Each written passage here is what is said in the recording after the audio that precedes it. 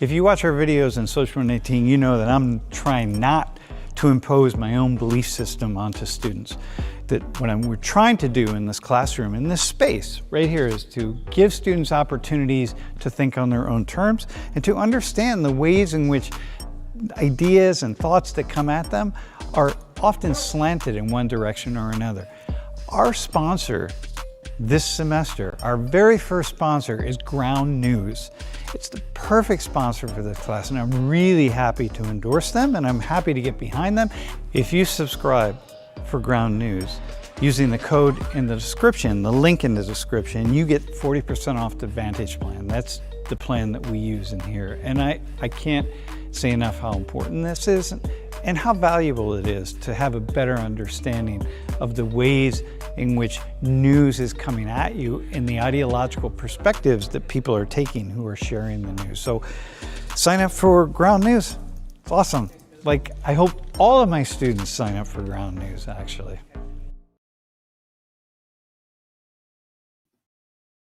We are on. Awesome. Yo, nice to see you. Haven't seen you in a week. While, actually. Yeah, I guess it's been a week. Yeah. All right. Yeah, it's feel longer. I don't know, the winter, the storm, you know.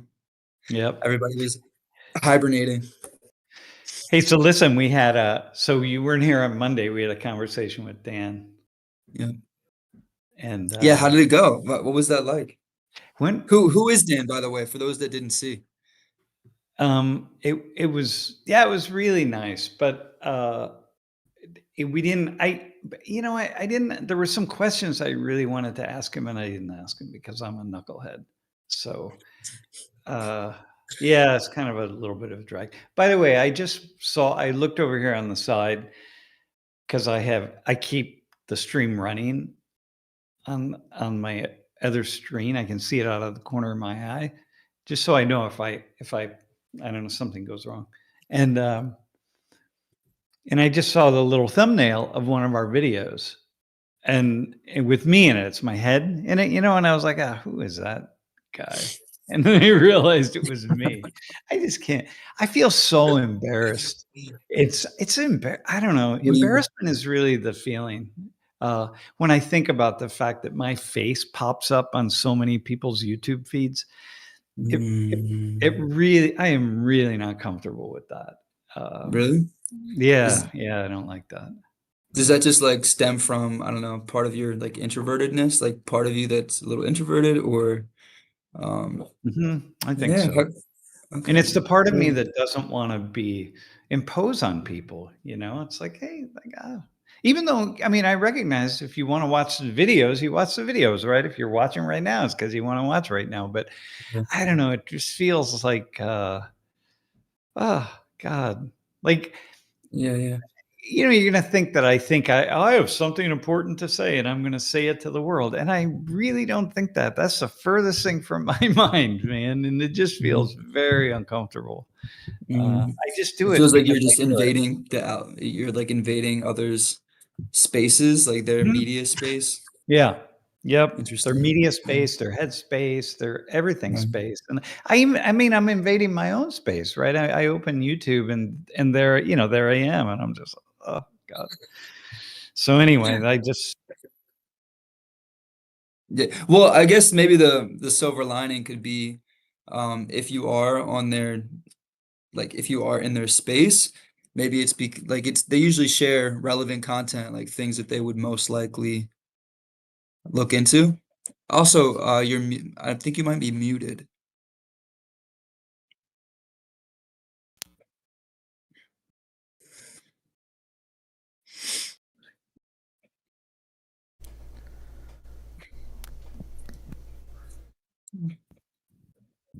Try speaking. I think it's back. There we go. There we go. Yeah, there you go. Yep. Yeah, it's this mic cable, so I'm gonna have to deal with it. Okay. All right. So listen. Well, there's another thing for me to focus on, whether my mic is actually working. So we'll just go from there. Yeah, you're good to go. Anyway, Dan McClellan, very, very interesting. Which was the person that you interviewed that you had on Monday? Dan Mhm. McClellan. Yeah, Yeah. he's a Bible scholar, New and Old Testament, and just I mean, it's a person he spends his life just studying the Bible, right? I mean, like anybody that spends their life doing something. This is what I'm always saying all the time, right? If I get it, if I go somewhere and I'm sitting at a party and I'm drinking a beer and you tell me you're a plumber, I'm just like, dude, I don't have to pay for your time to ask you questions right now because I'm always asking my own plumber questions about all sorts of stuff. But Mhm. I'm at a party and I get to talk to a plumber and it's free. I'm like, dude, sit You're down. like, Let's talk. let's go. Yeah, I got questions for you, man. So, because it's so fascinating, just to talk to people Mhm. about their jobs. But anyway, I mean, here's a guy uh, who like my brother-in-law, for example, who's an electrical contractor, he does a lot of wastewater treatment plants, um, purification plants. And my nephew, who I just saw in California, he worked for the county of Sacramento County as doing wastewater treatment. And Mhm. so um, just like how fascinating, man, how they control people dumping stuff in the rivers and, all sorts of just really fascinating, man. Okay, but Mhm. anyway, So Dan Dan, McClellan does wastewater treatment too? yeah, he does that. If you're a Bible scholar, in a certain sense, it's like wastewater treatment because you're trying Uh, to like clean up the impure thoughts that people have, right? Or mhm. just like the wrong What thoughts, right? Because people what just do not understand religious text. Oh, you mean like he's trying to make clear maybe some fallacies that people have about like when they interpret the Bible or they have certain Yeah. interpretations, he's trying to Yeah. clear up some misunderstanding that people Well, have here's the about. thing. Yeah, exactly, about what we think we know, right? Can I So give an the verse, example? yeah, give an example. Yeah. There's a particular verse that talks about it's like a prophecy for an apocalyptic story, and it'll say that in the end days the Euphrates will dry up, and people will see an image of the Euphrates River today, and it'll have no water in it, and they're like, "Oh, the end times are here," and Dan will be like, "Well, you have to understand that the Euphrates, number one, has there's a drought, period that this picture was most likely taken in. Also, there's now dams that exist up further along the river. So if you go to other parts of the Euphrates, it's not dry. So like people will try to interpret a lot of things in the Bible to modern day when they don't apply at all. Or like another one, there's a verse where it talks about God knows you from the time that you're in the womb. And Dan will be like, first and foremost, they're talking about one particular person. It's not like every person is known. It's not making that claim. It's making the claim that this very important person was known by God before he was in the womb. So like he'll do a lot of videos like that where there will be some type of Bible claim made by somebody and then he'll respond to it. He knows Greek and Hebrew, so he'll break down people's misunderstanding or mistranslations. Or he'll be like, oh, so I see you're using the English Standard Version of the Bible. Don't use that one. And Okay. here are all the All right, but reasons. listen. Yeah, but listen, I want to take this a step further, but let me go further on this. There's nothing in the Bible that we know is true.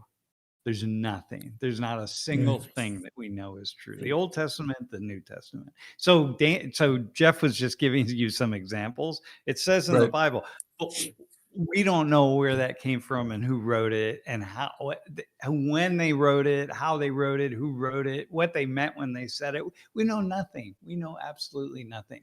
And Right. so this is like there's textual criticism and then there's human hermeneutics, right? And he's more into textual Wait, criticism. there's textual criticism and then what? Hermeneutics. Hermeneutics is actually the meaning of specific words, right? So you have a word that in Mhm. some language, like what's the meaning, and what's the meaning when you translate it over to another language, and what's the actual real meaning of the word that people meant, how people used it back in the day. So, like for example, when you read the text from the founding fathers in the here in this country, it's like, man, they used words in certain ways that we didn't use them, Right. and then Hmm. average everyday people used words in certain ways, and so do we, Right. right? There's a lot Right. of things that are swear words that today that aren't really swear words today, that Mm-hmm. were, 50 years ago, right? Okay, so Right. anyway, So like, okay. so we just don't know. We have no idea who Right. wrote what, who they were, and when they were, and this kind of stuff, right? Right. So Right. my Mm-hmm. my so imagine being a Bible scholar. You're the scholar of not the truth, right? Not that the truth. You're the Bible scholar of what is written in this random assortment of books, so-called books, right? That people put together and say, okay, this is the canon now. This is really, because a lot of books were left out and others brought in and so on and so forth, right? Over centuries, right? Mm-hmm. So the thing for me as a sociologist is like, you got a religion built on faith, which is faith that, all of these books in this thing called the Bible, right? Old Testament, New Mm-hmm. Testament. Mm-hmm. You have to have faith that the meaning of those things are really what God intended, right? God, whatever Quick God is. question. Yeah. Is Dan's a biblical scholar? Is he also like a religious person who has Yeah, faith? he is Or- actually. okay, Yeah. okay. Just curious. Anyway, Yeah. He's actually Mormon, and which it takes you to a whole different level, right?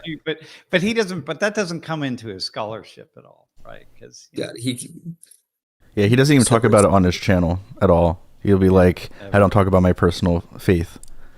I just talk about what the Bible says. Yeah. So it's not too dissimilar to us, I talk about lots of ideas, but I don't necessarily say specifically what I think about certain Is that things, right? mhm. But Would you say that's true for him? Or yeah, I would say it's true for him. Yeah. Yeah, because he's like, dude, imagine like, you speak these languages, you studied these languages, you're like really fascinated by these texts. Like you're trying to get back to the earliest texts. But Mhm. you've got something that we think was written in the year 90, so like 60 years after the death of this person named Jesus, right? Who at some point in time people started to refer to as the Christ, as this connection to God, as the Son of God, something somewhere along the line, long after he lived. So, bro, long after when like my mother was born, right? He's like back in the early 1900s. That's when, Mhm. that's it in my mother's time. And then 100 years later today, someone starts making these comments and statements about my mother, Right. knowing that nothing about her life was ever written down. Nobody who knew her is alive. No, Right. nothing at all, man. And then you're gonna Right. make statements about my mother. You're gonna link her to something. What you're starting to I don't know, now you're faded. Oh yeah, because There we go. my Got it. microphone Yeah. fell. Didn't see that. Yeah. Got it. Yeah. Right. So Anyway, so he's interpreting. So he's right. doing his work with that in mind, which is awesome. It's Mhm. very cool. It's really cool, right? But what happens is, and what I was telling him is that I get not frustrated, but I get like, I start to So lose my mind that people talk about. It's fiction, basically. yeah. It's fiction, okay? Right. That people believe is nonfiction, which is awesome. That's cool. I love it. Believe it's nonfiction, but it's essentially fiction that people Right. believe is nonfiction. They believe by faith, which I think is beautiful. It's lovely. Great. I Mhm. love that. Go Mhm. believe it. And so essentially he's like delving himself into, so many different timelines and different parts of the world, right? And it's almost like he has, almost like an investigator that has, these pinpoints and these strings to different Yep. places, trying Yep. to like kind of pull it all together the best that he can. How cool! How cool is that? I mean, Right. that's your life. He dedicates his life to that. Like how Yeah. awesome that is, man! And And like, my intense God, and just confusing, I bet. Like, I bet there's dude. times you find an interpretation and then it's like totally different than everything. You just have to tear it all down, I bet, and just Yeah, yeah. Well, and restart.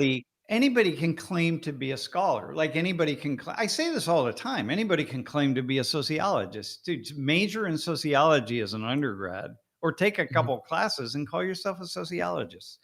You know, get a few books and be like, all right, memorize a few key ideas. What do and you like, mean by that exactly? So like if another sociologist, like a colleague of yours, were to hear that, right? Like what, like, oh, just major in undergrad and then you're like a sociologist. Like, and to really like, well, yeah, well, what do you technically mean you when you say, are. Wait, what was yeah, your major? Undergrad oh, major? psychology? Okay, you're a psychologist, dude. I mean, like, Well, whatever. Like, you're a psychologist. You went to school, you got a degree in psychology, you're a psychologist. For most of human history, a simple undergraduate degree in a certain field, that's your label. You're an economist, a sociologist, a psychologist, anthropologist. Okay, so now I've just gone further. Had an undergrad degree in sociology, so I just went further and got 2 other degrees in it, sociology. is But there a difference in like what you can do? Because I'm like, you're yeah, saying I'm a yeah. psychologist, and I'm like, ugh, I don't Yeah, know. like you can't I teach don't at a feel like a soci university. No, no, no, I know, but Right. you can't teach at a university. You can't go get But licensed like to in terms of go. skill sets, like Yeah, like what I but can you do can. skillfully. Yeah, no, okay, let's do counseling. Let's say you understand the human mind at some level. You spent that, you took 10 classes in psychology, right? So as an Mhm. undergrad, maybe you took Right, more, but you had to take at least 10. right, And that right. what that means is that you have some kind of an understanding of what the kind of basics of psychology. Okay, that's cool. Mhm, mhm, You To can't understand get yeah, the way licensed in that. You mhm, can't, like, work in a school as a psychologist. You can't take third party payments, meaning you can't treat me. I come to you and we do a treatment plan, and then you fill out a form and send it to my insurance company, or I send it to my insurance company and be like, hey man, I mhm, this Elijah Rhodes is my psychologist, and they're gonna look at their list of psychologists licensed in Pennsylvania and be like, we don't see his name anywhere. Okay, well, they're not going to pay my bill for me, right? But right, you right. could charge me $50 or $100. Be like, I'm a psychologist. I went to Penn State. I have my 4-year degree in psychology. And I would be like, oh, okay, cool. I'm going, and I would say, I see a psychologist. His name's Elijah, and I pay him. I pay you cash. I don't go to my insurance company, but I pay you cash. I can do that. But I feel like I wouldn't, like I don't think I'd be helping you. Well, who knows? I don't know. I actually, to be honest with you, I would probably send a lot of people to you way before I would send them to some psychologists who I meet out in the world who have PhDs. And I'm just like, Mm, dude, seriously, what? you Yeah, you have clients like where do you have an office? Oh God, oh, that I guess it's world. like you're kind of like expressing how I guess like the vetting process of like maybe Yeah, education and how certain yeah. people that do get PhDs, it's like what are like the other subtle pieces that like of skill or Well, here, aspects of I'll give skill you that people one. need to have in order Yeah, to actually follow through with the yeah, profession rather yeah, yeah, than yeah, just the piece of paper and like the knowledge, yeah. but what are the other intangible things? It sounds like you're kind of No, because I feel like yeah, there's some I'm intangibles downplaying that it. I have. Okay, Right. but Yeah, hang yeah, on. yeah. You're Let downplaying me it. kick Yeah. it back, right? Yeah, yeah. Okay. But the fact is, if you then go on to a graduate program in Right. psychology, Right. if you go in psychology, it's going to be a research program, probably. And Right. then you're mostly going to do research. But you can go to a practical professional program where you learn the skills of counseling and, Right. Yep. and, and like the chances are, I mean, almost always, if you finish one of those programs, you're going to come out with much better counseling skills, like much better Right. skills. So that if I sent Right. someone to you, or if I Right. went to you, you're going to be like more thoughtful and more interesting. And like you're Right. just going to do a much better job of addressing the needs that I have. Okay. Right. The Because, toolkit has been expanded, yeah, like dude, or deepened, exactly. or Yeah, right. exactly. The toolkit's been deepened. So Mhm. expanded, I think. You're gonna reach down in your your pail of tools or your bucket of tools, and you're gonna have more stuff, man. And then Yeah. if you go Like for your PhD and you do postdocs and you work with some other people who are really smart, you're gonna have a lot more ideas. When I come to you and I'm like, hey, listen, man, I'm like feeling this thing right now in Minneapolis. I'm really struggling with that. You know, like, Right. can we talk about it? You're just going to have far more ideas about the things that would be really helpful to me if you've Hmm. gone on for more study and read more and talked to more people and Right. yes, and And I and feel did and one more thing, and did counseling while someone was watching you. You know, they're watching you through a two-way mirror, or they're watching recordings, which like Laurie. because Yeah. like Yeah. Lori, because Yeah. you watch our facilitators and you give them feedback, Yes. and so they're Right. they're much Right. better. I think that's super. And I think in the beginning when you were like, oh yeah, you could be a psychologist, I guess maybe for those that are like viewing in the ways that maybe you know me, maybe you see some and I wanted to be a therapist, but maybe you see some intangibles that are like, oh, these are some skills that are important to being a therapist, right? You're like, Yeah. but my dad is he's funny. He's the type of person that's like he's like screw certifications, just start the business. You know what I mean? Yeah, well, Like you yeah. don't need these pieces of paper, just go do it. Get the experience. Like he's like, you have Yeah, the yeah, yeah. experience, go do it, you know? Yeah, yeah, yeah. Not Yeah, exactly yeah, with yeah, yeah. psychology, but just Nah, with listen, man, I'm not saying you know. that we should do that. I'm not saying like, yeah, that's good. Everybody can do that or should do it or whatever, but I'm just making a point. Mhm. You know, like sometimes we take this stuff too far, right? I've seen people with so-called certifications, and I'm just like, dude, I fuck shit.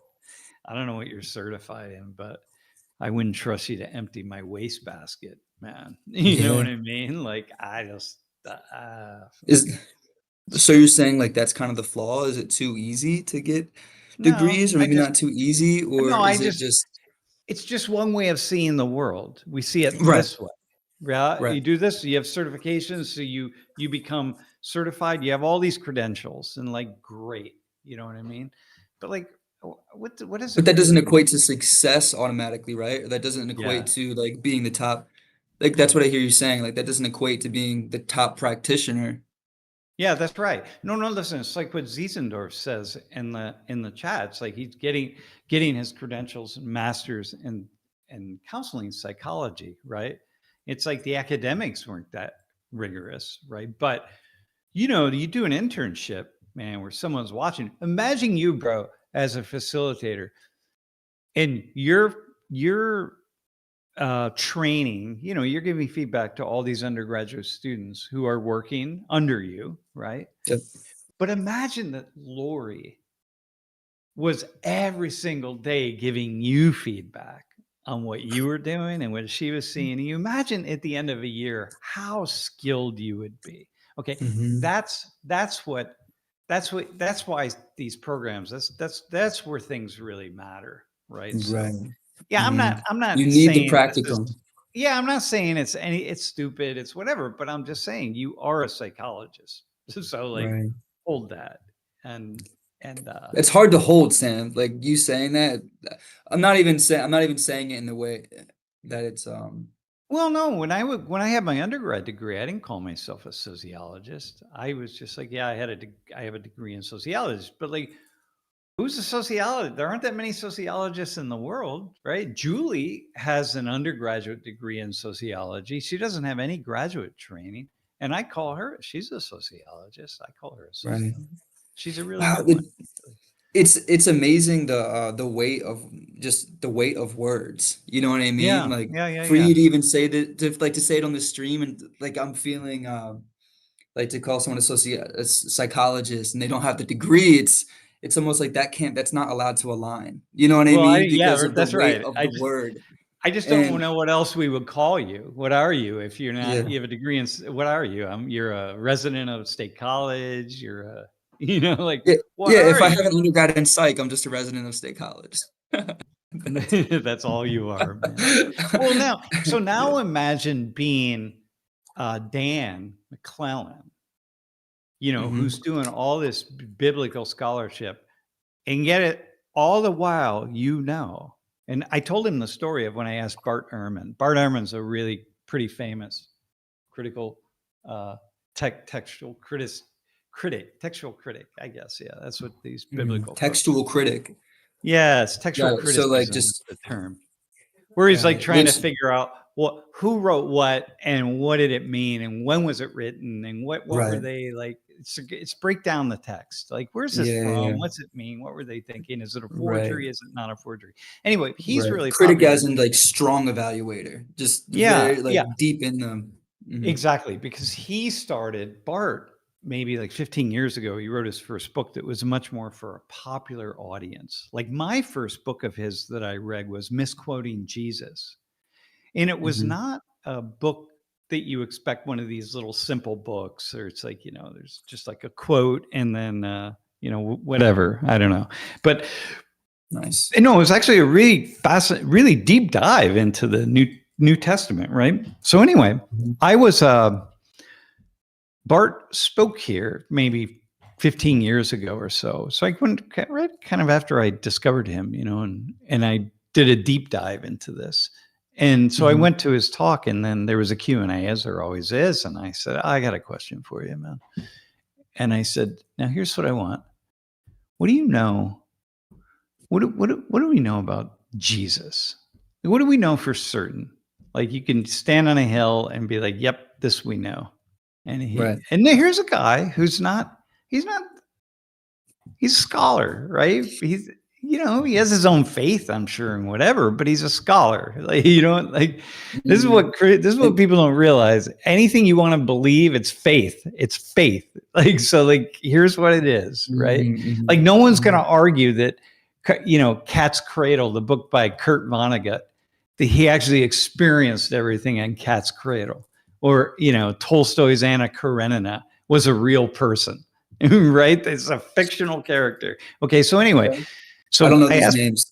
All right, yeah, you don't have to. It's all good. So I asked Sorry. Bart this question, and he says, well, here's what we know for certain.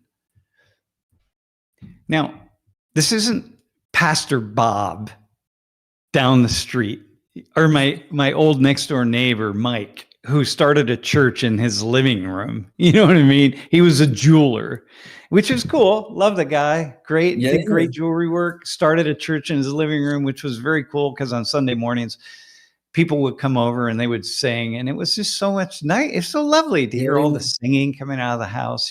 They did kick me out of a prayer group one time, though. They did. I got kicked out. Yeah. It wasn't really a prayer group, but it kind of was a prayer meeting, but you got to hear that story eventually.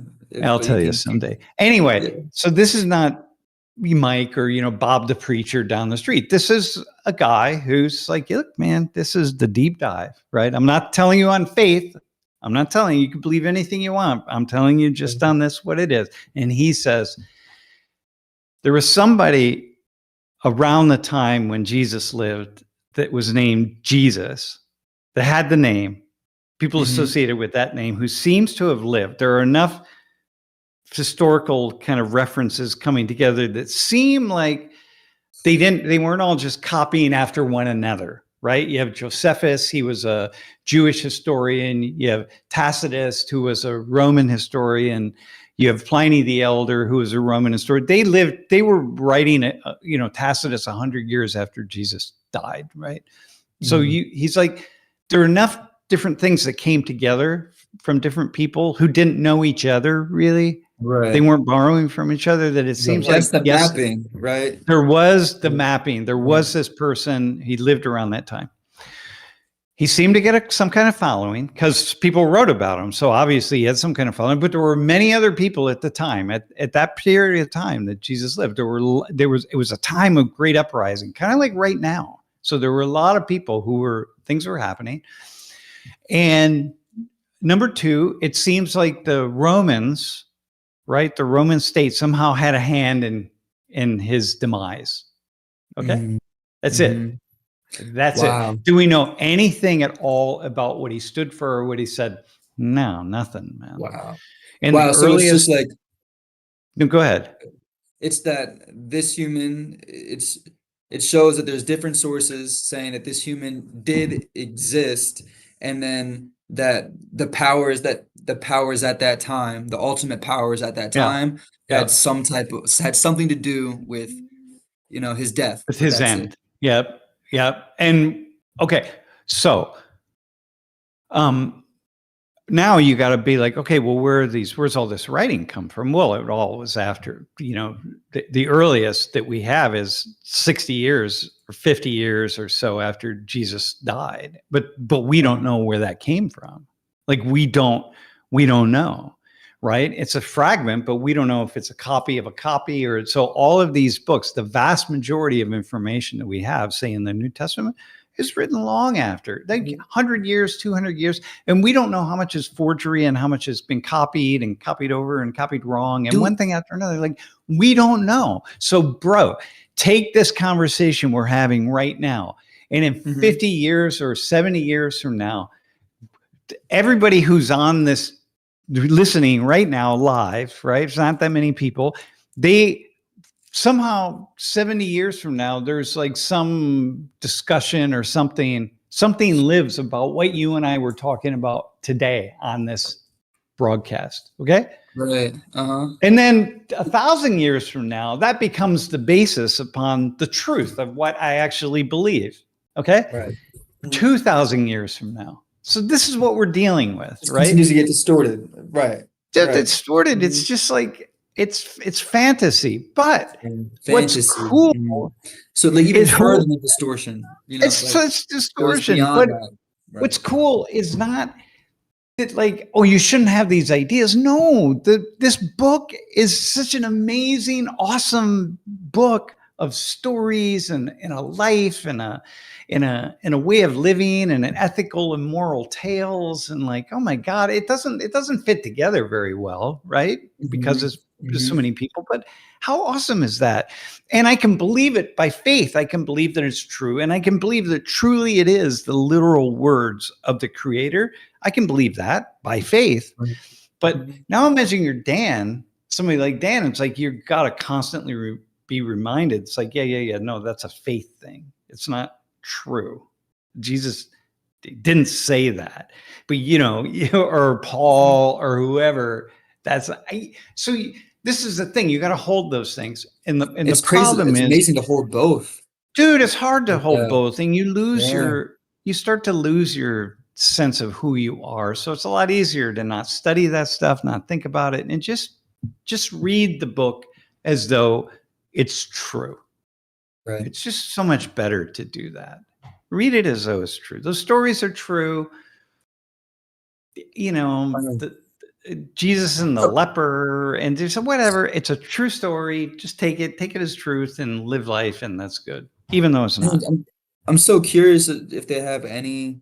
So they don't have like no evidence or like nothing of like the apostles or like Jesus' apostles or if Zero. they We have existed, nothing. If they were real. Zero. All what we have is what was written. 50 to the 120 years after Jesus, the earliest stuff, because there's a lot of stuff that's written way after that. So you have nothing. Like, dude, come on, man. Someone's going to tell the story of the last 3 years at World in Conversation and all the people at World in Conversation and who they were and what they believed. And then this person, Lori, the guru, you know what I mean? Oh my gosh. And so someone's going to write about it in 150 years. And then 2,000 years from now, people are going to believe that. And then you can't be constantly saying, well, it's purported that Lori said this and that she had this assistant and his name was Elijah and he was one of her big followers and he did that. And it's purported that he did. And no one's going to do that. They're going to write about it.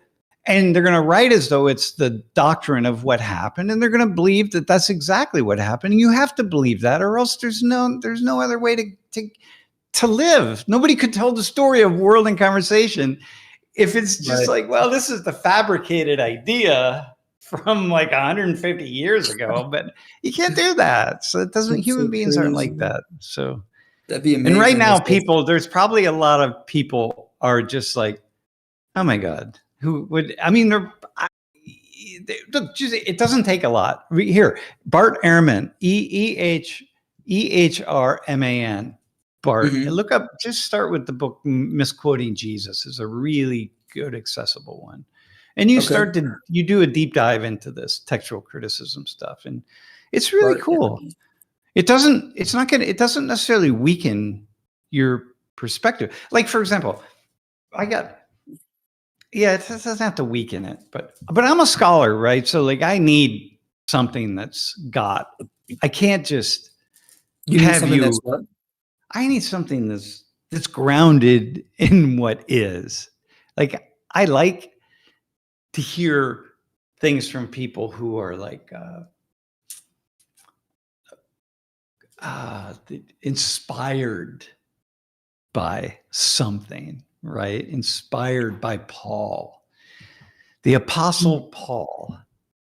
Great, write a book about the Apostle Paul and pick out all the things that Paul's attributed to have said, even though he didn't say a single one of those things. Okay, we can just be certain that he didn't, but you can be inspired by that and write a book about it and talk about it as though he did say those things truthfully, right? Because you believe it on faith, but as a sociologist, I'm going to be like, dude, that's not. But it's okay. And I can read your book about Paul, and I have a book right here about the Apostle Paul, and it uplifts me. I read some pages, and I'm like, oh, God, that's pretty cool. I like that. That's a nice way to think about my life, and like that's It's great. because in some way, like that's still a necessity to life, even if it's not, I guess not to everybody, but to someone, that's a necessity, in order to, for like human morale, like we need that. Yeah, totally. We have to have shared stories that we agree upon. But don't ask me to believe it. Like I dig the fact that Trump is saying like I've done more to bring peace in the world than anybody else, and I deserve the Nobel Peace Prize. It's like, dude, I can go with that story. I mean, I'm not going to go with that story because that's absolutely not true. But Right. I can like retell the story in the fabricated fiction that it is. And the fact that you believe it is pretty amazing. And the fact that other people around you seem to believe it, although I suspect most all of them are rolling their eyes at it. The mere fact that you're telling them that you deserve the prize, it's like, dude, that's not how this shit works. You know what I mean? Like, so, but whatever. But I'm not going to believe it. You know what I mean? Like, I'm not going to be like, yeah, dude. Or when Trump says that at my inauguration, there were more people in the audience than any other inauguration in history. And then you see a photo of the people in the crowd at Trump's inauguration. It's like a third of what was there for just the person before him, Obama.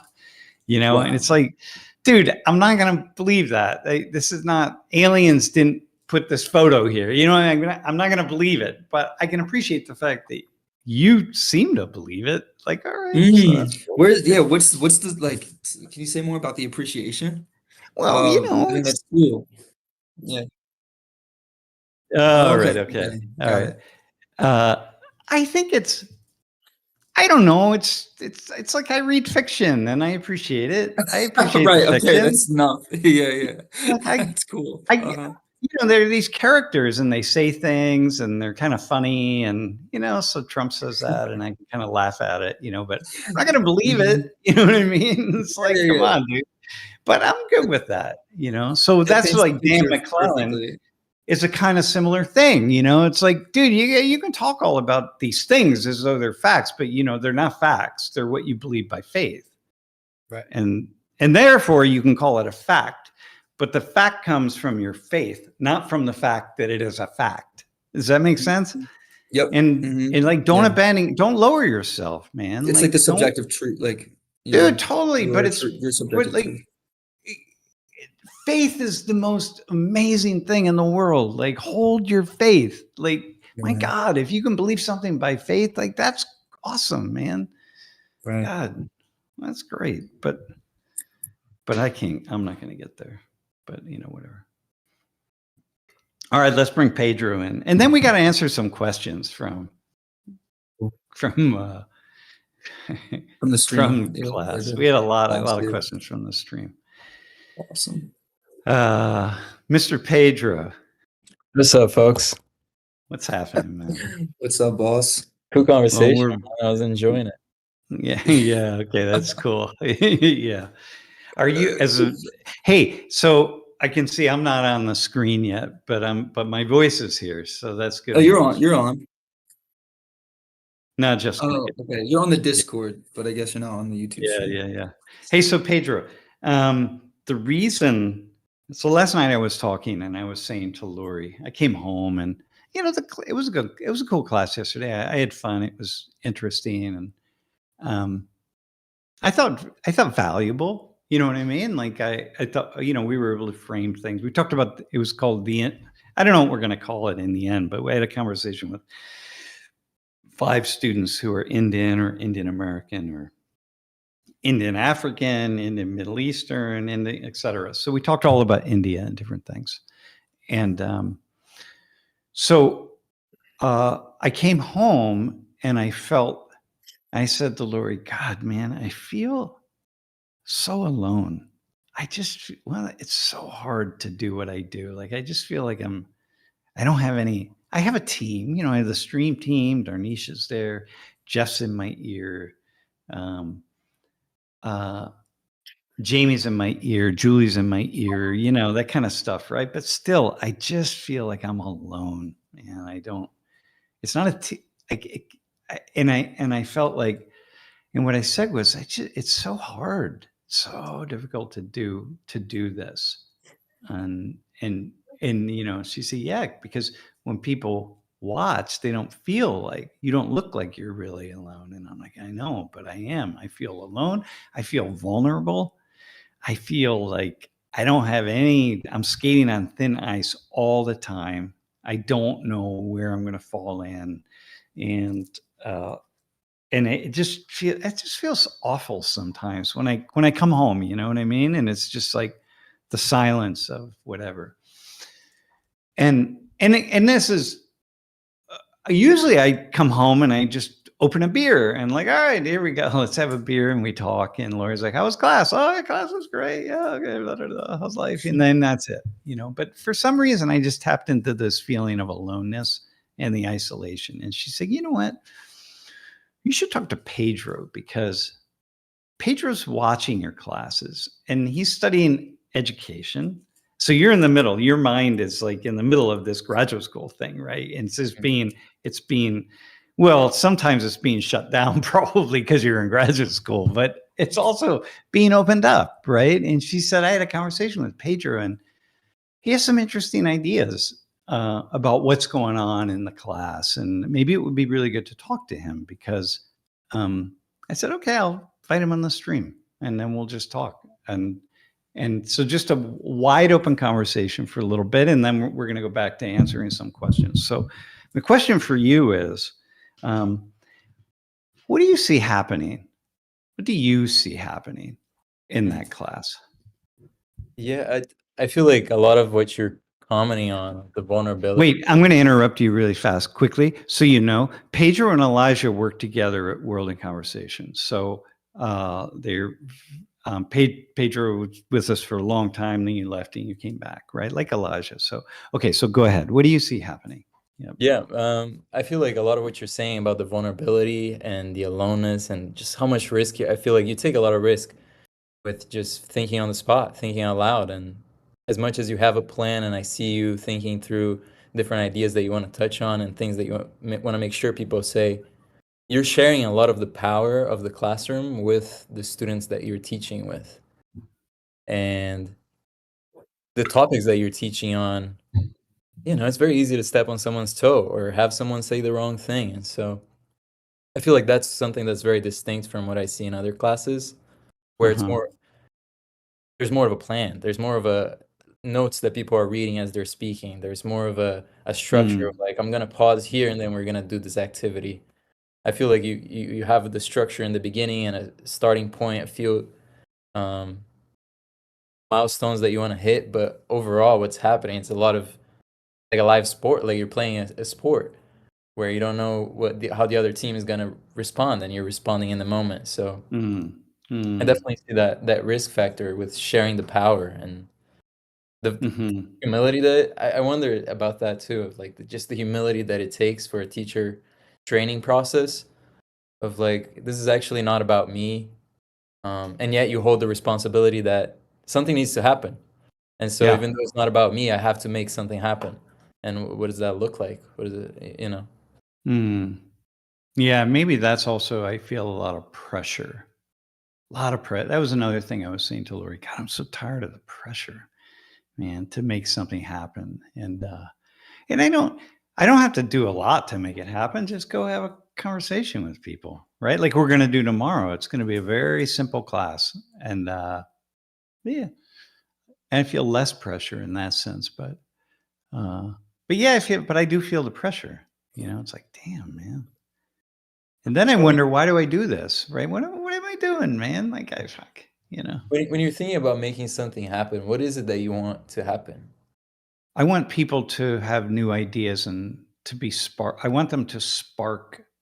I want their creativity and their thoughtfulness to be lit up.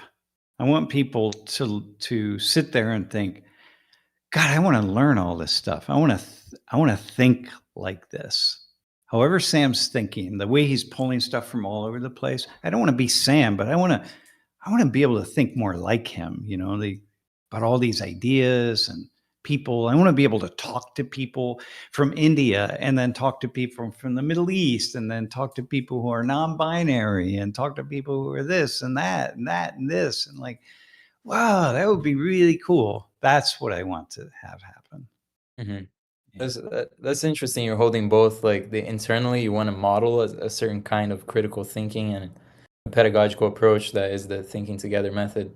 And then on the other hand, you're also working with the humans of like, I want them to be curious and think on the spot and be critical about a certain subject. And there's, I don't know, that sounds like a lot to manage live in Yeah. front of all these people. Yeah, maybe that's just it. Yeah, it's a lot to manage. I sometimes just want to cry. Like I just want to go home and just like, oh God, it's so, oh man, what am I doing? Let me just go play golf. And yet it's fun, man. It's so much fun. I would nothing like when class starts and that conversation gets going. And the problem is that I, d- I'm, you know, I have that I'm a stand-up comic, right? I'm a comic.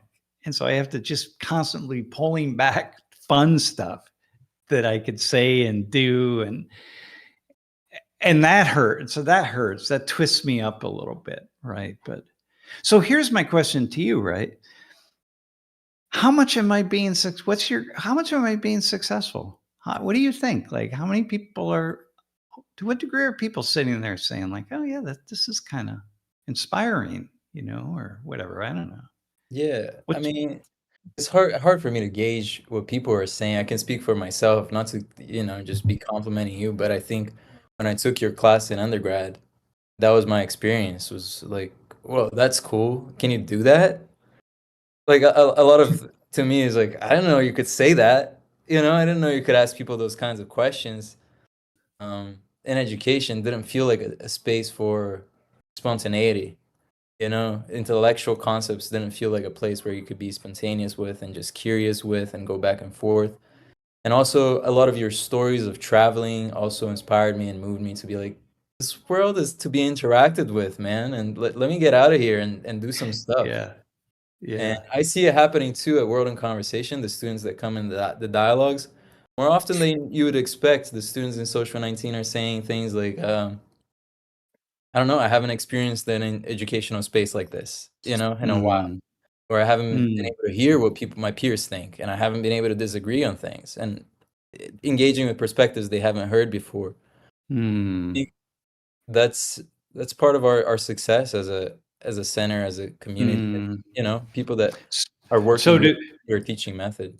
Yeah, so to put some stuff on that, so these students in my class, they get to go have these small group conversations with two facilitators that Elijah and Pedro participate in training.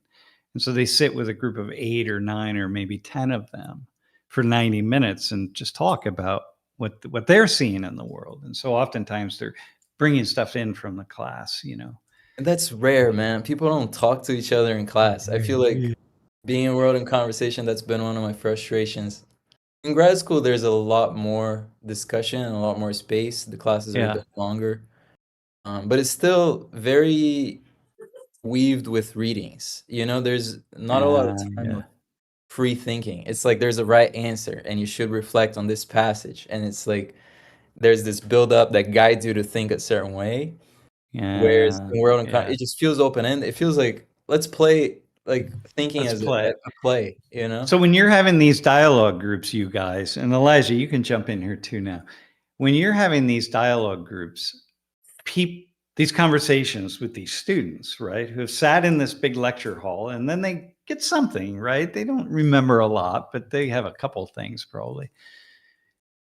Do you see them? Do you see the sparks open? Do you see their minds open? Like boom, like whoa, like are you watching that on a fairly regular basis, or what's going on? Dude, tell him about Mahi and AP and the meeting that you had with them. Oh, wait, here, can you do that actually? Because I don't know what you're looking for to say, and I feel like you know what to pull from. So can you just say what you Yeah, because heard? I'm just seeing like I don't know the students that participate in the dialogue. They do have that activation, but not as intensely as you're thinking, I think. Uh-huh, But we uh-huh. do have with the facilitators, Elijah was training yesterday 2 observers into debriefing the dialogues, right?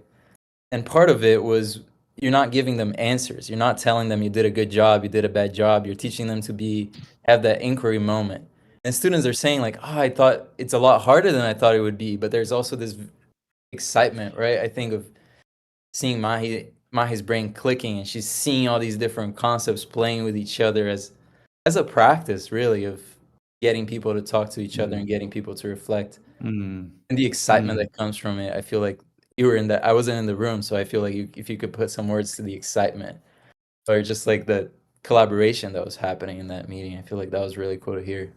Mm. Yeah, thank you for like giving me a place to go, Pedro, because I just didn't know where to go originally when you asked me that question. So you kind of helped me with that. And yeah, I mean, just like how leaned in, and they like it's crazy because well, AP came from 269 with Laurie, but Mahi, she came from Social 19, and the rest of the facilitators all came from Social 19, so like they get this taste of like being able to lean in, and lean in the dialogue circle, right? Yeah, yeah. And get to collaborate with one another and talk and like hear themselves think, I know for some maybe like the first time in a way where it's like collaboration is happening and conflict is Yeah. happening and it's being like managed, and guided by like facilitators and so like that's their first taste of that, and then they get into world on conversation, Yeah. again still this from your Yeah. court, like you're the original funnel, right? Like Yeah, the yeah, social yeah. 19, and then they're even more lean, like then they're in world in conversation, they're leaned in even more, and then they're on the So observation team, so and they're like building ideas with each other, right? So yes, they're in these like Laurie says, conversations. scaffolding. Yeah, yeah. Okay, that's cool. Well, that's what I want to have happen, right? I mean, that's what I'm trying to do in the room. And I'm excited. I love learning. And I get to live with Lori, right? So the two of us, we we're just this, man. Every day we're just like boom and boom, and just sharing ideas, her ideas, my ideas, and like come together. And it's like I get that every single day, right? So by the time I get to the classroom, I'm just like, man, I'm so excited, right? Mhm. And yet it takes a toll, man. It just takes a toll. Because they don't Wow. And match your Uh, energy? Like, is that what it is? yeah, it takes because wait, what was your energy, but question?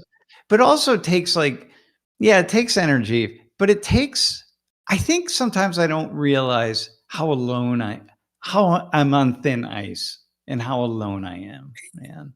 And you like know people will be like, okay, so Jeff told us today, like, hey, we had a video. Jeff, what's the short that came out and on TikTok and Yeah, so we uploaded a Instagram. short yesterday, and it was from class 4, and it was the conversation, the very beginning of the conversation when you asked the, I think her name was Emily, the white student, to come and make generalizations about the 6 students of African ancestry.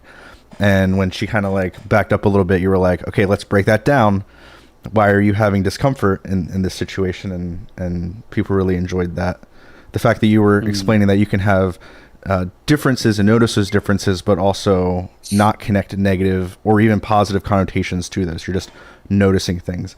We didn't get totally 100% positive feedback from it, but overwhelming people have been happy about it. There was one person, I just read this DM on Instagram, and they asked, where's the video of the white students sitting up in the front and being observed, like the people of color being on display? And it's like, bro, that was one class. We haven't gotten to the white people class yet. Well, just hold on. yeah. We'll get there. Yeah, well, that's the thing. That's the thing that people don't realize when they watch these shorts. If you've never seen the class before, if you watch a lot of them, you know that all sorts of things are happening. But yeah, okay, but that's cool. So listen, so you got 70,000, I don't know, hundreds of thousands of people watch it. So I'm like, oh, okay, I'm not so alone, right? People are watching. People are kind of holding that up, but I can't feel that in the moment. In the moment, I'm still alone, man. It's just like there's nothing else. And I so, don't, yeah. yeah, not to, I don't know if this is the right interpretation, but it was making me think about like what's the, and I don't know, maybe you guys can refine it or maybe it's just totally off. And I'm just crazy, but it makes me think about like what's the cost of like presence in a Mm, certain hmm way, hmm like and like it kind of, I think it kind of relates back to like what Laurie says, as when you're the facilitator, you're always the one that's like you're on everybody's side, but you're also on Yeah, nobody's side. And like yeah, yeah, yeah, the presence that requires is very, I yeah, guess, lonely, because like you're the one that has to take the risks and be the present person when everybody is so conditioned to not be present in that way. And yeah, like yeah, it's so tough for facilitators to take those risks and be present in that way because it feels, I guess it feels yeah. kind of You know what? lonely I'm to with, be. that's actually, thanks for saying that. That's actually also a big part of it that I can't really be myself. Well, I am myself, but I don't really Mm, say what I think. And not only that, but mm, I've trained myself to not even believe in anything, because if I believe in like to really put my foot down in certain places, because if I do, no matter where I put my foot down, my job in doing what I do, my job is to go figure out, well, what is the people who don't see that? So like, for example, this recent killing of this man in Minneapolis, right? It's like, let's look at Fox News. Let's see what people are saying on the left. Like, oh my God, he was murdered, right? Okay, well, all right, okay. Well, now I have an obligation to go. I'm like Lori. Lori's like, hey, let me open Fox News. Let me see what the headlines are. And then we see these headlines. And it's like, I can't. And I'm like, oh, well, what do you? Okay, well, what's that one? What are they saying there? It's like, well, the guy, and my job is no matter which headline or which story I read, my job is to see some kind of make sense of it. And I can't I have to do that. And that has a cost. It's like and sometimes there are mm, certain things that happen in the world, and I'm just like, okay, that is just absolutely unacceptable. But yeah, but yeah, that takes a lot out of me, man. Okay, but listen, mhm, Pedro, mm, from what you're learning about education and how learning happens, okay, if your professors were all watching Social 118, if they knew Social 118 is happening, here's how it happens, and here's what goes on in there, what would they say? Hey, more people need to do this. Would they lean toward, hey, more people need to do this, or like, no, what's this? Who is this knucklehead, and what's he doing? Right? Yeah. That's tricky. tricky to say for all of them, you know. On But average, just on yeah, average. I have done a couple of writings and assignments on Social 19 and analyzed transcripts and done that kind of work and shared clips with my classmates. And, you know, there's part of the academic format that is very sterile, I think, for how learning happens. There's a view for knowledge production that needs to be sterile, and I think your approach is not sterile. You know, you're not taking a stance, but you're taking every stance. You know, Uh-huh. and you're saying things that are very edgy. And sometimes you'll ask a leaning question on purpose so that students will push back. And I've seen you do these kinds of Yeah, things yeah, before. yeah. I don't know, you make a comment that feels like a joke and people are like, "Whoa, you can't joke." Like there's a particular class that comes to mind about dating, and the student mentions his parents were in an arranged marriage. And you say, "How romantic is that?" Right? Which is completely counter the narrative in the West of like, no, Yeah, arranged marriages are not romantic. yeah. Right? And I can see the effect of that will create that thinking of like, wait, could they be? And open Yeah. the door. But for some, like when I was looking at that clip with my professors, it was like, wait, you put the student on the spot in that way. You can't use his story or leverage it for a comic relief. And it It just, wasn't even comic relief. It's totally romantic, man. It's like, oh my God. but It's to perceive all the layers of what's happening, I feel like yeah, okay. it's an experience that So is the professor is thinking, so first off, we're in this world of higher education where we protect students at all costs. We don't want them to feel uncomfortable in any way, shape, or form, right? Mhm. And so like, oh my God, how terrible is that? And secondly, yeah, yeah, okay. Let me just leave it there. Okay, I mean, of course I don't see that or I don't think that at all, but I can see that there are a lot of people who couldn't, yeah, wouldn't. You Well, they can't don't have the flexibility of thinking to. you can't publish a paper if you ask a question like that, Yeah, right? Like yeah, if yeah, you're yeah, doing an interview or a focus group and you ask those kinds of questions, sometimes they'll be like, "Oh, the interviewer was biased in his question asking," and that's not what it's about. I think the experience of yeah, class is yeah. to get You people to know, be dynamic with their thinking. You know? so this is kind of interesting because I get a lot of emails from professors, and they're like, "Ah, man, yeah, I'm watching what you're doing. This is cool. It's really fun watching you," that kind of thing, right? Um, I don't. I never, ever, ever get invited by anybody anywhere to talk about teaching. Right? Never, ever. No one's like, hey, can you come to our university or to our department or whatever it is somewhere? I don't know. Can you just like tell us about teaching and like what you do and how you do it? And like, never, ever. Now, I don't want to be invited. You know what I mean? Like, I'm very happy to not talk about teaching. I get more invitations than I can possibly satisfy in my life. But I think it's really fascinating that who's so out there as a teacher, never ever receive an invitation to explain what I do and whatever. Y- You know, it's interesting too, because the other side of the coin too is that there's a lot of talk around dialogic learning and Yeah, inquiry-based pedagogies and all these sorts of things that are happening at World in Conversation in a way that hasn't happened anywhere that I've been able to find in my yeah, researching and looking for articles and things. It's like the ideas are there, the theory is there, but it's not happening because yeah, of the risk that it takes, right? Like the yeah, aloneness that it takes, the vulnerability, the presence, all those things that we're embodying too as Elijah, myself, as trainers and the yeah, facilitators spaces that they're in. And there's all this like adoration of this kind of teaching, yeah, you know, yeah, open-ended teaching and thinking yeah. together and critical thinking and getting different ideas to interact. Uh-huh. Uh-huh. When it comes to making it happen and taking the risks and like being there, I think they cringe a little bit Oh out. my God. Yeah. Right. Yeah. So you think of there's this like what is it called? What's the big word now?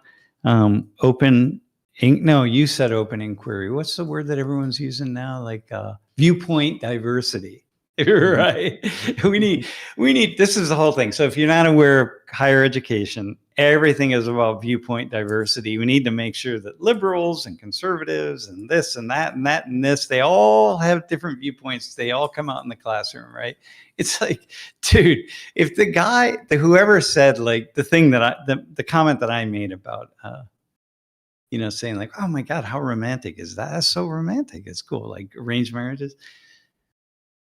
If something as simple as that, right? And again, this is just one tiny thing, but I'm sure there's hundreds of examples of very simple things like that people are like, oh my God, you can't say that. If something very simple like that if people are afraid to say that, there's no viewpoint diversity ever going to happen in young universities, man, because what it takes to truly have so-called viewpoint diversity takes so much risk. It takes so much, you have to, like what you guys do, right? What you said, like you have to be disliked by everybody, right?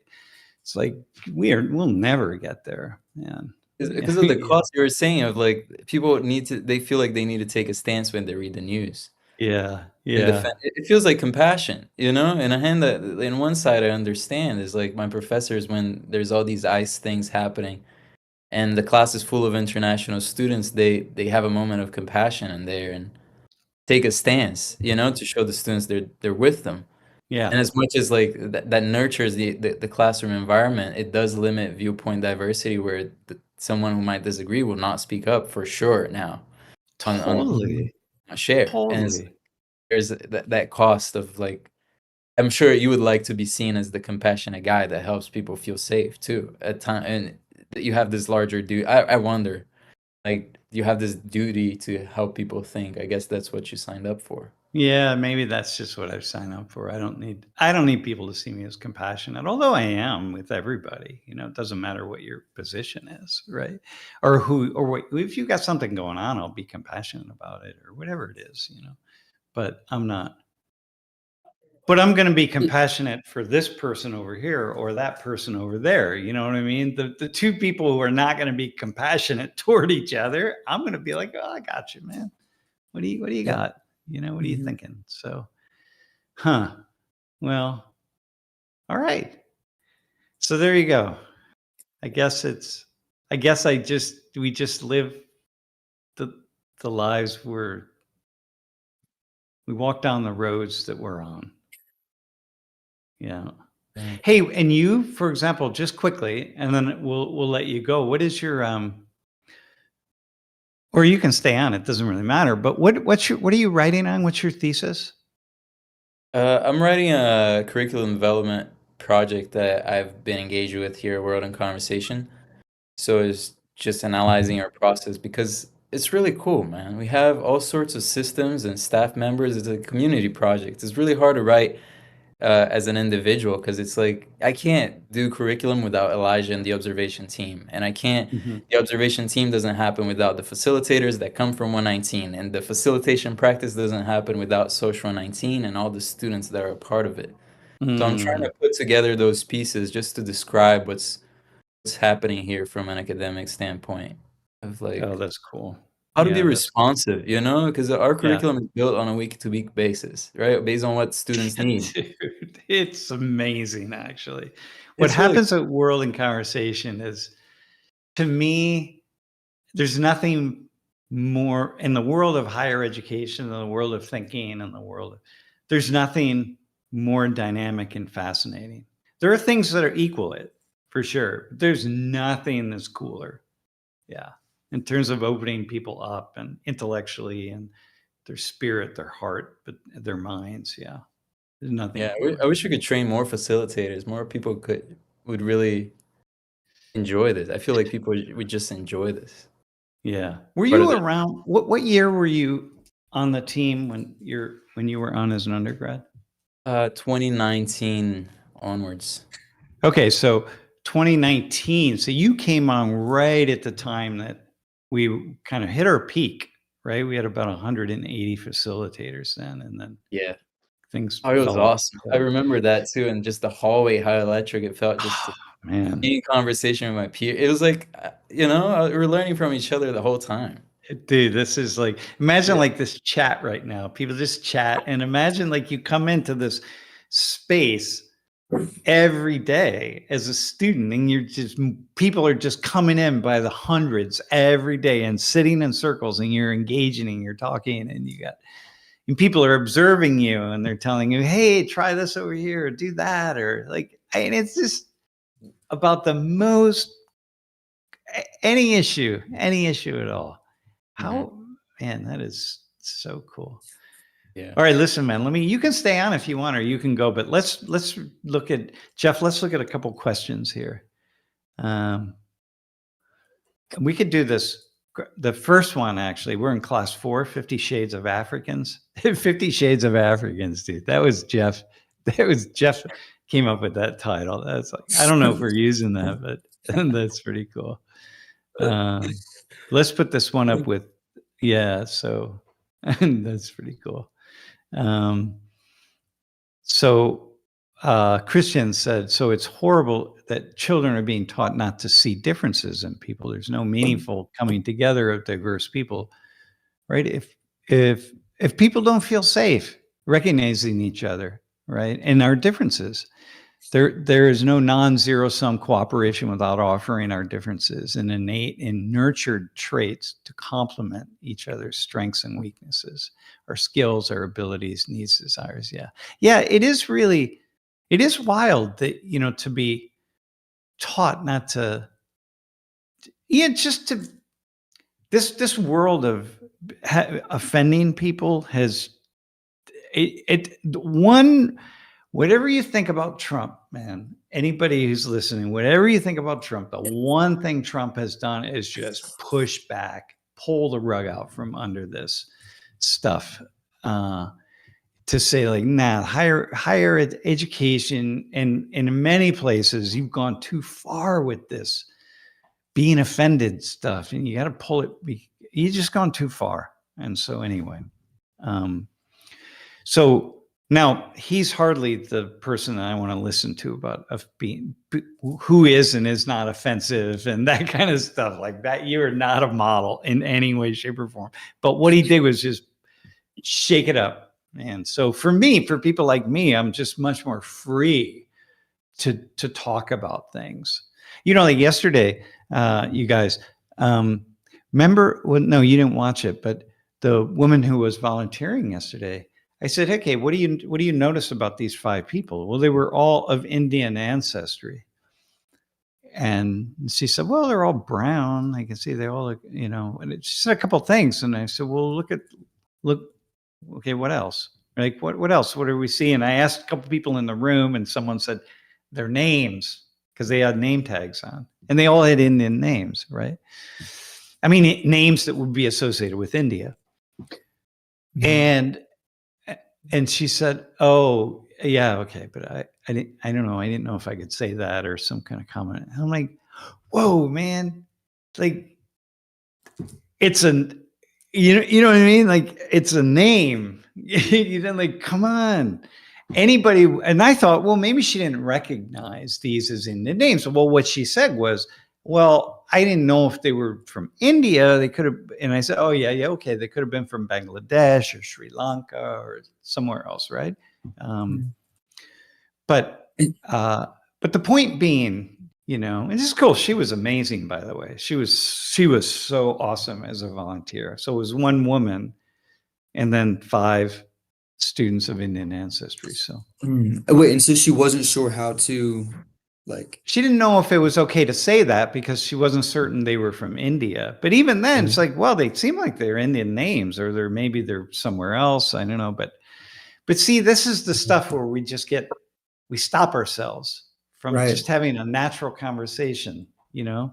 Pedro is not a name from Germany. You know what I mean? It might be now. There are lots of Pedros in Germany, but it's not a German name in terms of like ancestry and lineage, man. So it's like, You're not going to be. And It's not a Chinese name, man. There are Pedros in China, but it is not a Chinese name. So And it's like to be able to open a conversation with that, I feel like we do that a lot at World in Conversation. We have the rapport totally. building part of the conversation where students are just interacting with each other and Yep. creating the environment. And it's like, whoa, like you have an accent, where are you from? And I feel like that question is something that I've seen people tiptoe around with Yeah. me Yeah. personally, and I'm like, okay, that's fine. I see you caring about my comfort, but also the ability to interact with each other candidly. Of like, I just noticed this, and Yeah. Yeah. what does that mean? Well, the problem is Mhm. one time someone will say that, or they'll hear someone else say it, and then somebody who has an accent that doesn't align with the place where they are, right, will be like, I'm offended that you would ask me about my accent. And then it just becomes like, oh God, here we go. Okay, now I'm never going to say anything about that. Right. I'm offended that you see my name as Elijah and you immediately think I'm not, I don't know, something about, I'm not white or whatever. Right. It's like, Mhm. So people are like, conditioned to think about the offense. Like we just yeah. go straight to Well, the why wouldn't offense. you be? Right. Yeah. Why wouldn't we be? Right. Mark on It, on the YouTube chat just said, I thought it was very interesting that the students have to do the not racist dance before they can get to the conversation that you actually want to have with them. yeah, totally. Yeah. Mark Line, 1967, totally. But you know what? We've done that. We did that to the world, and so we're trying to walk it back. So you guys are trying to walk that back, and it makes your work so much more difficult, right? Because it means you have to do all this rapport building before you can actually have the conversation that you want to have. It's like, man, yeah. I think that's valuable. I feel like it's better than you walking up to people cold and just being like, "Hey, you're brown. Where are you from?" Right? No, totally. No. You got to learn how to do that. And you got to learn the context within which you can say it. So one of the things in my class is that people are expecting it. Dude, it's a class on race, ethnicity, and culture. So it's like, all right, Sam's going to be asking those questions. But my problem is sometimes I meet people on the street. I'll meet someone and I'll be, hey, dude, your accent. Like, what? Hang on. But I know how to say it, right? I'd be like, wait, hang on. I want to try to guess where the accent is from, and then that's kind of a little bit disarming because it's pretty clear that I know something as opposed to just like, hey, your accent, where are you from? It's like, oh God. Oh yeah. It's funny because it's the same question, but there is definitely a science to this process of Totally. Yeah, making it totally. happen in a way Yeah. that, yeah, it's productive. Yeah. Yeah. Yeah. Yeah. Yeah. Okay, let me see what else we have. Okay, hang on. So Phil, we got Phil's commented. Rarely do I fundamentally disagree with Sam, but God did not give birth to the universe. He created it in various stages. There's a huge difference between the two. And so now Dan McClellan would say, right? It's like he would step in here and be like, huh, God. Okay, what do we know? What what do you know about God? You know what I mean? Like, where'd you get that about God? Like, and then and then this Elijah, what we were talking about earlier, with like textual criticism and hermeneutics. It's like, wait, hang Mhm. on, give birth, create, give birth, create. What's it really mean? I don't. Yeah. Right. Like honing in on he would hone in on those words. Like, hold on, what do you mean by this? What do you mean by Dude, create? What do you mean but by Phil right, might right. be a hermeneutics guy. You know what I mean? So he's like really digging into the very specific meaning behind particular words. But Pedro, that's one of those things that I do in class just to like bring levity and also just to push people, Hmm. God. Like people would say, like, I'll be like, why don't you refer to God as with a feminine pronoun? It's like, well, because I don't think of either male or female when I think of God. Oh, you don't? Well, why do you use male pronouns? Well, it's just because I do, but I don't see God as a male. Oh, really? Okay, well then for the next week or year, every time you use God, make sure you use a female pronoun and just see if that changes your thinking at all, you know?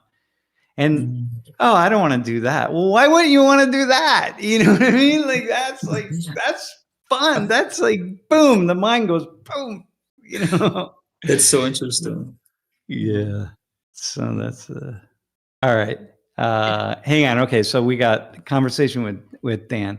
Colin's coming in. What's the basis of ethics? Where do they come from? They come from shared. I'm going to respond to this one. They come from shared agreement. That's all it is, man. Ethics, good and bad, and morality, ethics and morality, good, bad, right and wrong. It's just shared agreement. That's all it is. And if we all agree that something that's really, really horrible is okay, then it's okay.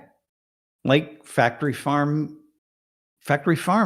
and sticking a chicken in a cage that's like this big and having it make eggs for us, or just raising it like that and then taking it out and killing it. And it's just suffering, you know, like, and it's okay. Yeah, it's not a problem. How about like an inner knowing? Like what role, like, does that play a role? What is it? Like an inner sense of knowing what's right and what's wrong. Is that a part of the human being? I suppose, yeah, because most people would agree, the vast majority of human beings don't have to learn that when you greet someone, you don't punch them in the face. That's not a greeting. Although I'm sure at some point in time in some culture somewhere, that was a greeting. But no, the inner knowing is that you greet someone and you have some kind of kind gesture, or you have a non-aggressive gesture, right? So you bow, you put your hand out, you do something, right? It's very non-aggressive. It's like, do we have an inner knowing that's like not social? Because like a greeting feels like, okay, you learn that, right? Like as you grow up, like that's where you get the But the inner fact that knowing so from. many But is there, people do something that's non-aggressive is probably because it emerges from some kind of inner knowing. Like you don't even have to be taught. But just there's like the other what? examples. But yeah. Right. Yeah. But people can believe some really crazy things, man. Crazy things. And you see it right now, right? It's sort of like like people who are against guns suddenly are supporting the right to carry a loaded firearm to a protest.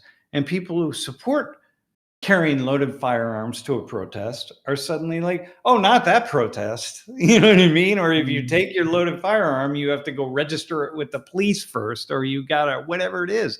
It's like you just shift. People just shift where you feel like you need to shift. And now anybody could come up with, yeah, but Sam, but there's a difference there, because I get the differences. My point is, it's so fascinating to watch people just do this. Right. That's it just Right. that's what we're dealing with probably. All right, man, so let's see. So Kenji actually said, like, when you went to India for the first time, what were your biggest cultural shocks? I can say for me, it was the smells. The food, like yesterday, I was making a comment about the curries and the smells, and the food is like, whoa, man, just so intense and really cool, like so amazing, So that's one for me. Have you guys been to India? You ever been to India? I haven't. Pedro has it. Pedro, what was your first? So when you went to India for the first time, what was your biggest cultural shock? I was in a temple when I was there for the great majority of the time. And so the culture shock was everything. It's like a temple is not just like a church, it's a society, like it's an ashram, a society that lives around in community. And to me, everybody that's there, thousands of people just working together for collective well-being, not to get paid, all volunteer work, and they're all serving each other, and there's this culture of nodding and just like greeting and serving, and a lot of selflessness too. It's But cool. I didn't get a big picture of India, which Yeah. I hope to get in the future. But in the temple is pretty shocking how we can actually organize society in different ways if the structures are there. People can function in much Yeah. more collaborative ways. And it doesn't take a lot to get them to think that that's a good idea and that that's a good thing. And the Yeah. fruits were way better. That's another Yeah, thing. yeah. And it just makes like, wow, it's just so cool to be living around people who, when you greet them, you do a little hand gesture and a bow, right? Everybody, it's like everybody's holy. Everything is holy. Yeah. It's so, wow. Oh my God. That's okay. That's pretty cool. I like that. Um, hmm. For me, somebody talked yesterday about traffic and traffic laws. One of the student volunteers, and it's like, yeah, traffic's really crazy. And so the woman who was volunteering, man, I forget her name, unfortunately, but she said, wait, are there no traffic laws? And I'm like, no, there are traffic laws. They say you don't follow them. But the key is, because nobody follows them, it's like there aren't that many accidents. You know what I mean? It's just like it's like really pretty amazing how things And they're in operate. dialogue with each other in the trap. I feel like Yeah, here in the US, we just follow the rules of yeah, what that's is right. supposed to happen. There, the kinds of beeping that they're doing with their Yep, horns, and like they'll yep, look at each other when they're like the guy was passing people and doing yeah, things. I yeah, was like, oh my God. And the other guy goes on the side of the road, but they're seeing each other and they know yeah. and they're And they're talking. not getting angry with each other. They're once in a while, but mostly it's no, it's not. It's Yeah. just, yeah. I'm The whole thinking about like when you cross the street in Vietnam, they have this thing where you just start walking. The cars are coming, man. I mean, motorcycles, cars, buses, everything. They're coming and they're coming fast. And it's like, would be a road that's like 8 lanes, you know, and you don't slow down, you don't stop, you just walk. And it's the craziest thing. There are a lot of videos on this, right? And everybody will go around you. Like it's safe. People don't get hit. They rarely get hit, but you can't stop. You don't look at the drivers and to see, and then you change your pattern. The drivers will not hit you, but you have to not stop and try to work around them. You can't go forward, backward, forward, backward. So yeah, it's the most It's fascinating. awesome thing that I've ever experienced in my life, man. Yeah. Yeah. And it's like frightening the first time, man, to have faith. Yeah. Yeah. It's Can frightening. imagine. All right. Okay, hang on. Let's just go. Let's go down to P. Okay. Why? P.S. Why do Indian students come to the U.S. to study? And just the U.S. just has a better education system across the board. Although the Indian is it the Polytechnic Institute? What's like the top math and sciences university in India, man? Someone put it in the chat. It is like the top IIT. Yeah. Indian Institute of Technology. That's where you could, you get into MIT and IIT, and it's like, yeah, you're probably going to go to IIT. And but yeah, the education is just better, so people come here. On average, well, the scene is better. I don't know that it's necessarily always better, but so we talked about how involved they're. Wait, go ahead. Yeah. No, I was gonna say something about like I don't know. Countries also have this idea of the US being at the top. Sometimes it's not so much about the quality, but just a cultural Yeah. imperial. Like we've been watching the movies, and I speak for Brazil, but I assume for India it might be similar.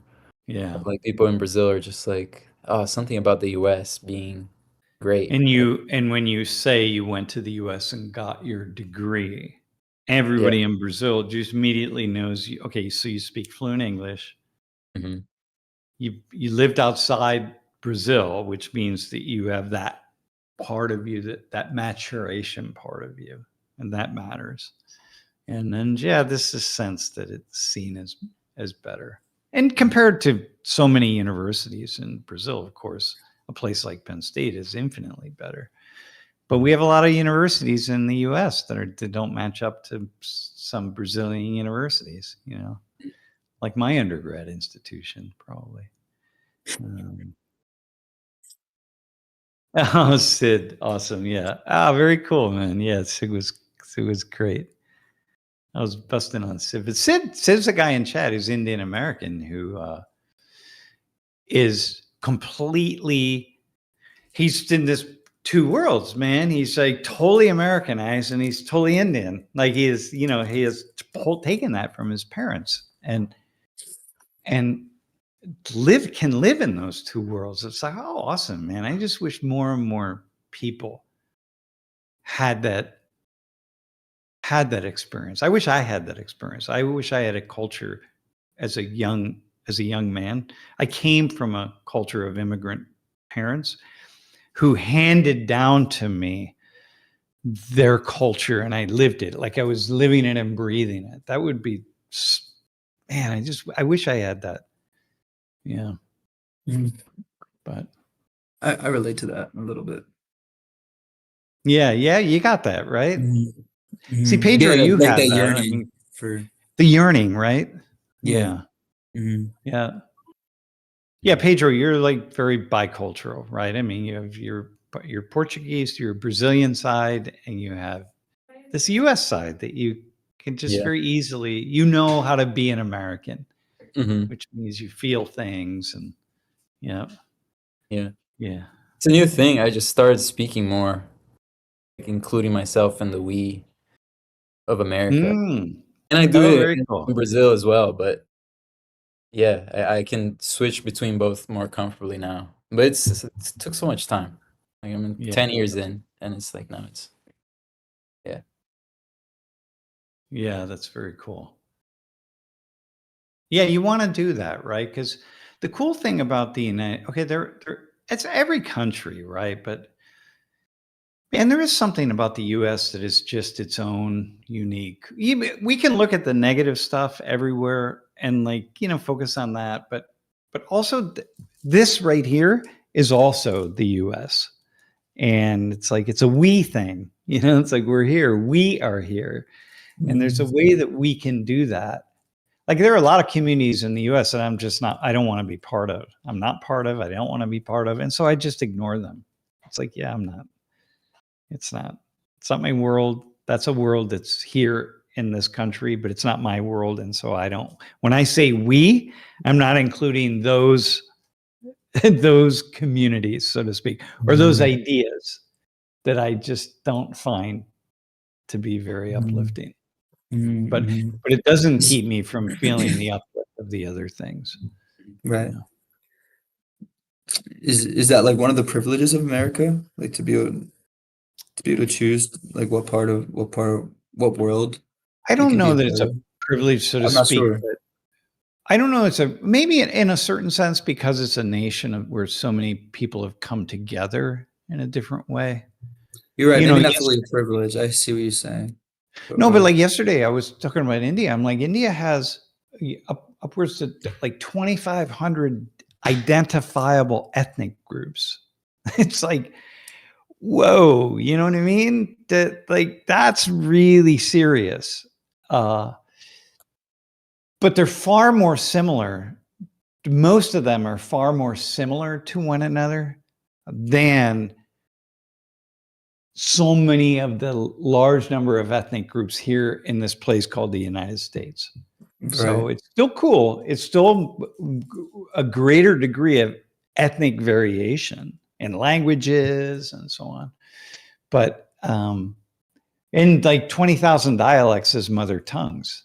I mean, it's like, damn, it's like in India, right? But here you just, it's this opportunity to see people from so many places. And yeah, but I say that understanding the history of the country. I mean, I get that, and he gets it better than I do. But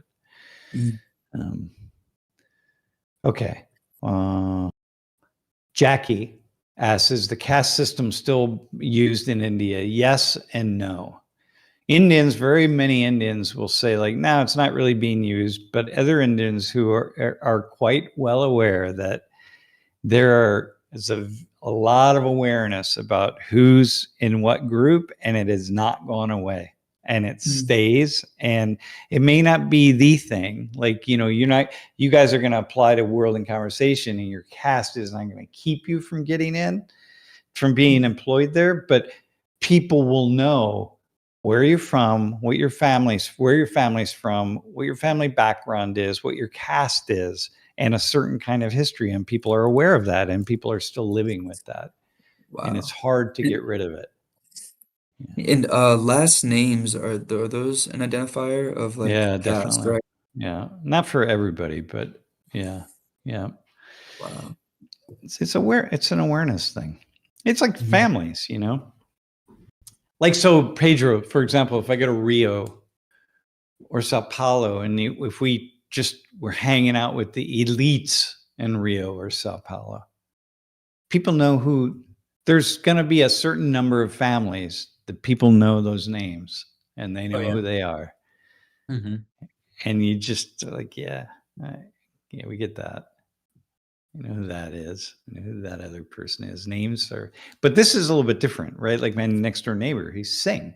His last name is Singh. Well, that tips anybody off to his caste or his historical family caste.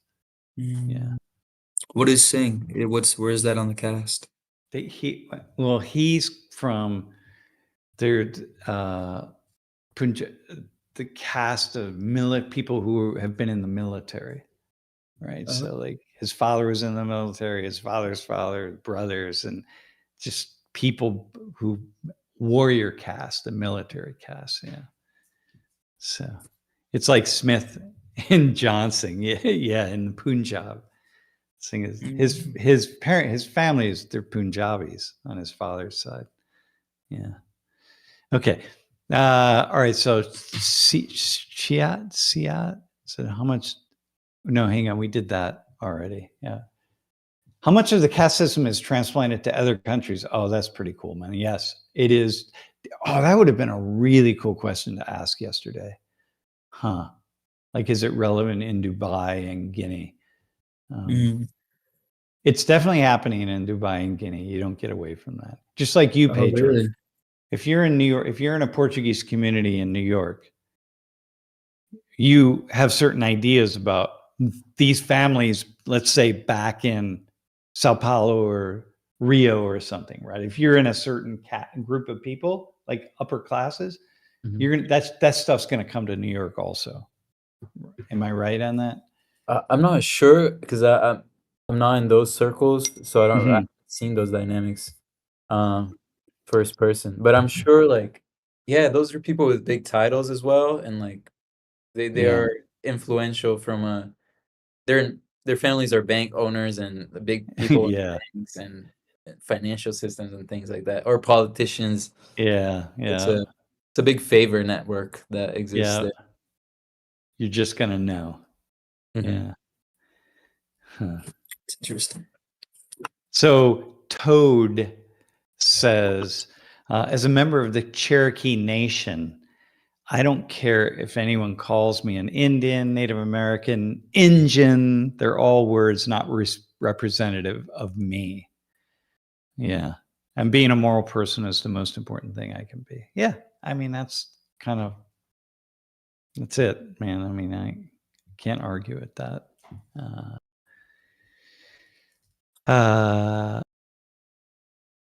Okay. Okay, here. How about the question from Joe? I'm going to read this. You guys can't read it, right? You're not reading. You're not in it. Okay, I'm going to read this one. From the perspective of a Filipino living here in the States, what I initially noticed when I first arrived here in 1982 was the frankness and directness of Americans, but not in a disrespectful sense, compared to Filipino and Asian cultures. Yeah, who can be very direct, man. and also be really indirect. So this is the irony, right? Here in the US, I can say to my office mate, "Hey Bob, that's a stupid idea," in a staff meeting, and afterwards say, "Hey Bob, let's get some pizza for lunch," and he'll say, "Okay." If I said that in the Philippines, that person won't talk to me for months.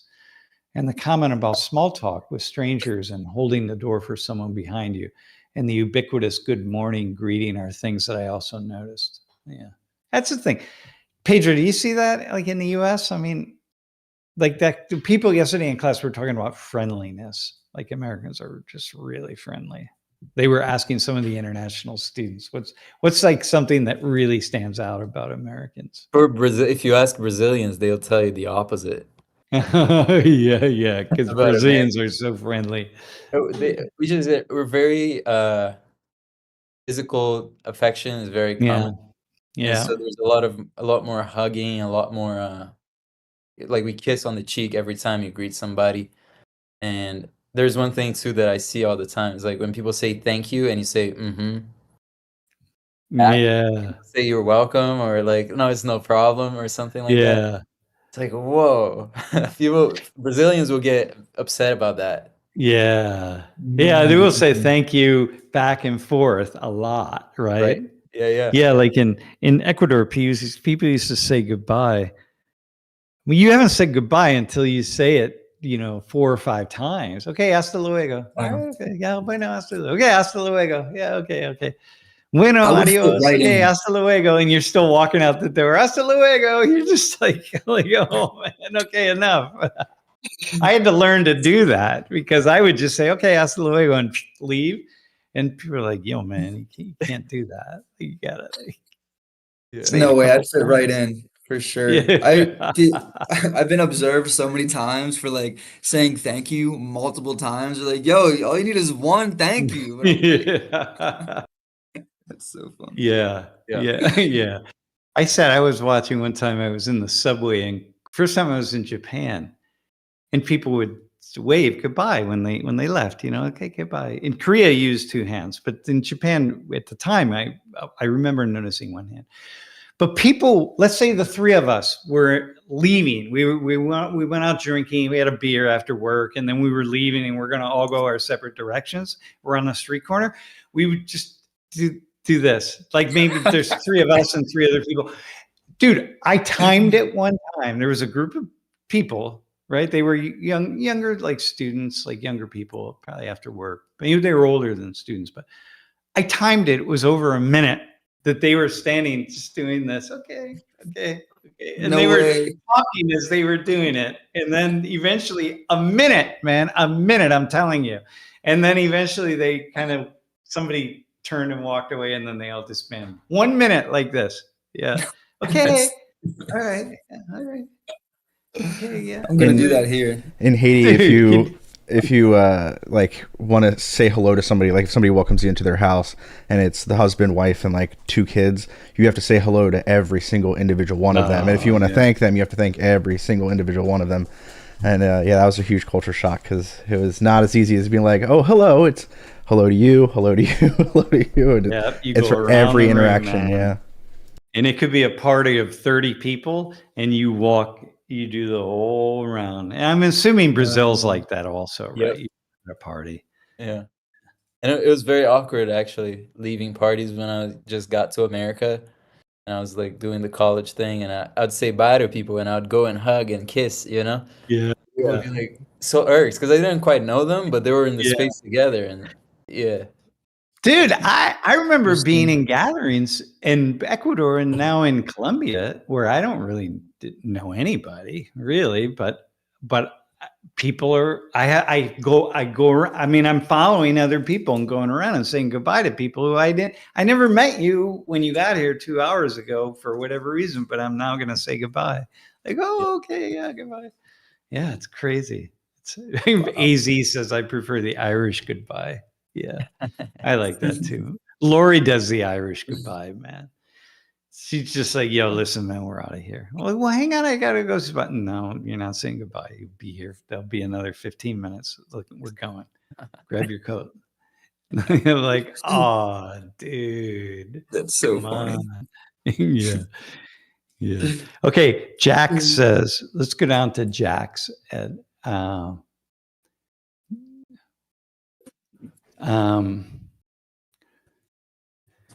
wait, actually, go to Badush. Go to the one above. Actually, he says it's actually really admirable and appreciated that the student on the desk was respectful of the fact that the panel could have had Pakistanis or Sri Lankans or Bangladeshis, Nepalese, Moldavians. Yeah, people from those South Asian countries find it offensive when lumped in with Indians. Yeah, exactly. Yeah, yeah. Mm. And maybe it's she, because she doesn't have a lot of history, right? She would have said, like, well, I don't know if you're Bangladeshi or Nepalese or Indian or Pakistani, right? So, okay. So maybe she would have just been really much more open about that. So, yeah, that's pretty cool. Right. Makes Okay, sense. Jack, go ahead, man. All right. Jack says, Jack commented, if someone as friendly as you, who I suppose is talking about me, is scared to make a joke because it might be 1% offensive, how are people supposed to have any honest conversations or figure out anything? Yeah, everyone's just going to say the most safe and boring answers. Yeah, exactly. That's why classrooms are so boring. Yeah. God. All right, listen, man, gents, Okay. why don't we hop out? It's been a long time. It's been a long experience, man. Thanks for Yeah. having me, man. This Good was and long. Yeah. yeah. Yeah, no, it's good. It's nice having you here, Pedro. And as always, it's Mhm. nice, Elijah, to have this time on Wednesday. So appreciate it. 100%. Yeah. Thank you. Yeah, and Pedro, I appreciate your insights. It's awesome having you on here. Thanks, man. Yeah. Mhm. All right, be well, man. We'll hop out, and class tomorrow is gonna be, I think, a very interesting class. Yep. Cool. Yep. Awesome. We'll see what happens.